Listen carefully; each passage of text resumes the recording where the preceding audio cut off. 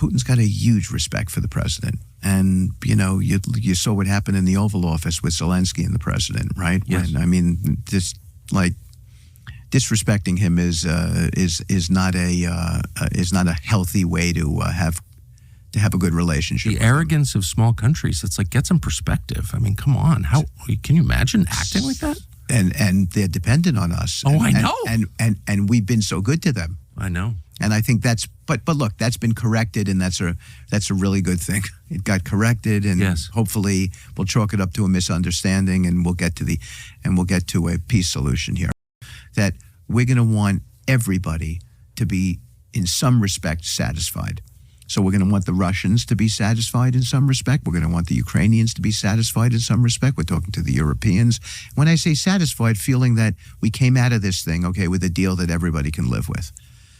I think that we have moved Russia in ways that no one thought was possible. So in the last conversation, they agreed to an energy infrastructure ceasefire, which means Russia is not going to target Ukraine's energy infrastructure, and Ukraine will not target Russia's energy infrastructure. They've never talked about that before. Here we are talking about that. They've never talked about reinstituting the Black Sea moratorium on maritime hits.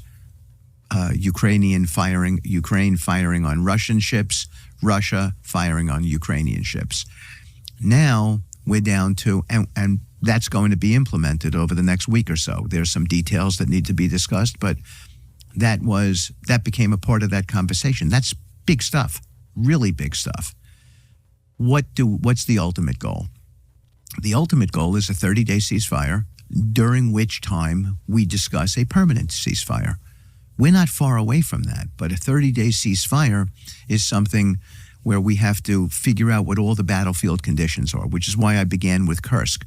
But Kursk is just the beginning of it, because there's this 2,000-kilometer, that's 1,200 miles, this 2,000-kilometer border between Ukraine and Russia, where the Russian and Ukrainian troops are involved in, 50, 60, 70, maybe 80 firefights throughout this border with all kinds of different conditions.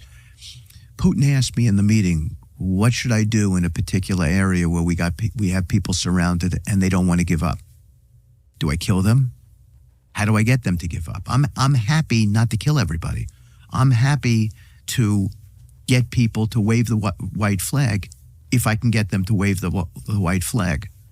And that one situation, Steve, this is Putin talking to me, is just one example of 70, 80, 90 different situations out there along this border, each one having different battlefield conditions, each one needing a separate conversation. That's what has to happen for a ceasefire, and yet we're talking about it. That's a big, big deal. Our technical teams are going to be meeting in Jeddah beginning Monday. That's a big deal. There's all kinds of good, positive talk coming out of Russia about their willingness to consider all of these different things. And Zelensky had a wonderful conversation with the president after the President Putin's conversation the next day. And I think that indicates that they've got some degree of flexibility in the way that they've been thinking about finishing up this conflict. So I am, not to sound like a forever optimist, but I am very, very optimistic that we're going to be able to bring the two sides together. We have narrowed the issues so considerably.